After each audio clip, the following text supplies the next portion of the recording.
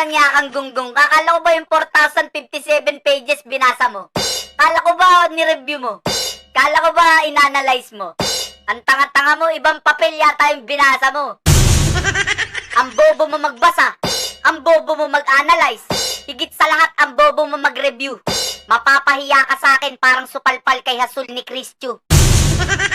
Mahiya naman kayo, lalo sa mga anak natin. Hoy, kung meron dapat mahiya, ikaw yun. Ikaw yung presidente, dapat alam mo yun. Binasa mo, inanalyze mo, nireview mo, tapos inaprubahan mo yun. Ang lumalabas, ikaw yung mastermind dun. Hoy, Vince Dizon, anong masasabi mo sa tatlong magnanakaw na to? Mga hayop to mga taon to, hindi tao to mga to. O, narinig niyo si Vince, mga hayop daw kayong tatlo. Hindi tao yung gumawa nito, hayop. Mga hayop talaga yan eh. Mga hayop ang gumawa nito, hindi sila tao. Para gawin nila to sa mga kababayan natin.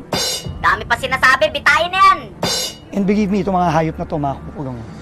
Weh!